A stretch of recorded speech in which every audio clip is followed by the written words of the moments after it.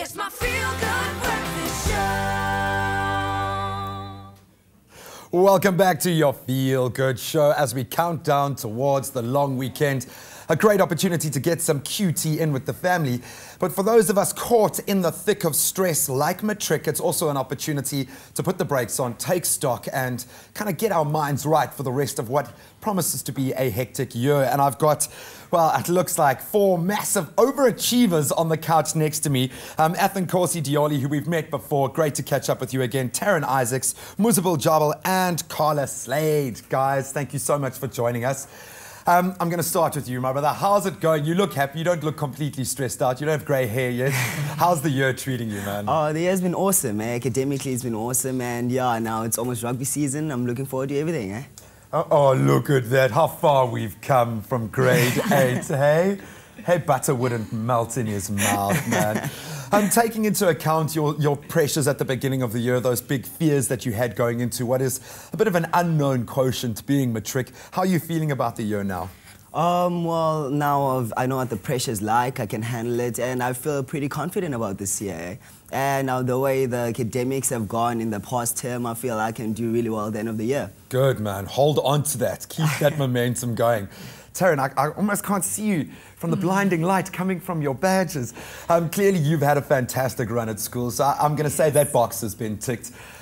After school, surely your head now is starting to center on what you would like to be doing once you get out of school, once you're free to make your own choices. Yes. What are you looking forward to? What is the 5-year plan? If you've got one, you don't have to have one, but what are your plans leaving school?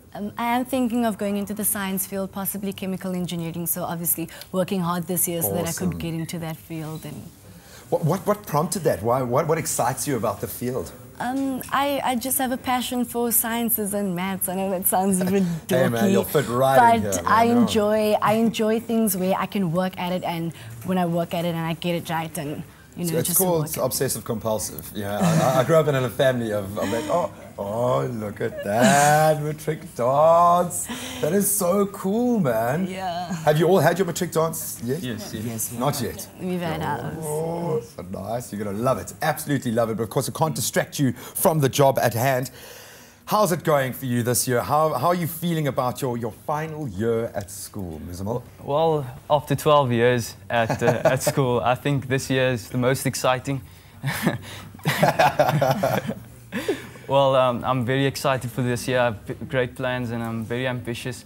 I'd like to be an actuary one day, so I'm very excited about this year. This year is the make or break. So I think, and using all the experiences that I've got over the years, I think this year's the one to make it happen.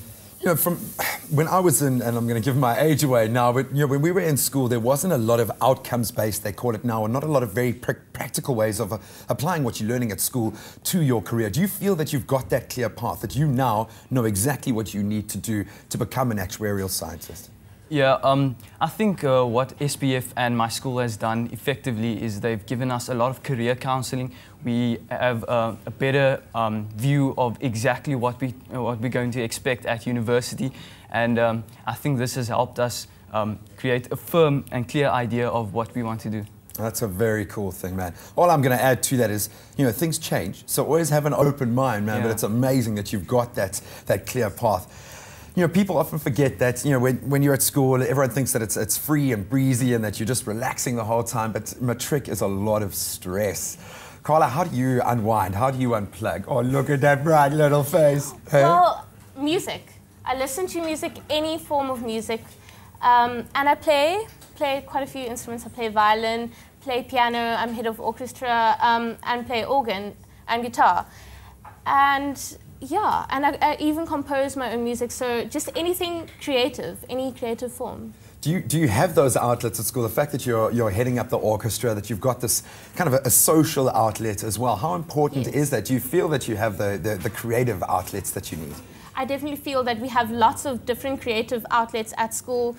Things such as debating, you know, like mental stimulation. I just love it, you know, No, I feel you. I was exactly the same. Well, I've got 2 gears, sleep and talk. So debating was a core part of my school career. I'm going to ask you just quickly one piece of advice, seeing as you've been on the show before, my brother. One piece of advice for matrics leaving now, or going into this heavy stage of the year, and then obviously leaving school. What do you have to say? Well, I would say we've had about 12 years of school now, and you've had second chances after every year. If you had grade 1, you still had grade 2, and now this is the 1 year where you actually don't have a second chance. This is the 1 year you actually should get down and start grinding. You don't have a second chance to redo this year. You don't have grade 13. So I think this is the 1 year where matrics should actually sit down and start focusing, and they should prioritize, actually work out what's important in their lives. And yeah. I love it, man. Well, Carla, I'm going to ask for you to play us out now. Help us all have a woo-sa moment and relax a little bit going into our next segment. So take it away. Okay, so I will play one of my own compositions that I'm still working on. Okay. Go for it. Here it goes.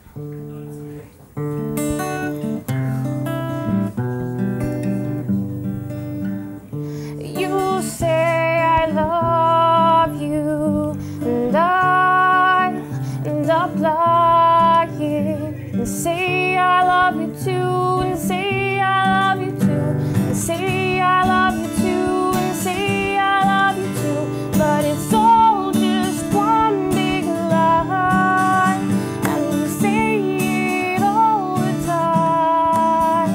We say I love you too, we say I love you too. Maybe we meant it once upon a time, but you know fairy tales happen long ago. But it's all just one big lie, and we say it all the time. We say I love you too, we say I love you too, we say I love you too, we say I love you too. Oh, that is awesome. Some lucky guy out there, man. Carla, thank you so much, guys. You've inspired me today, but good luck with the rest of the year. I don't think luck is something you need, but follow the course, man, and close it out well. Guys, awesome to have you. Hope that got you inspired.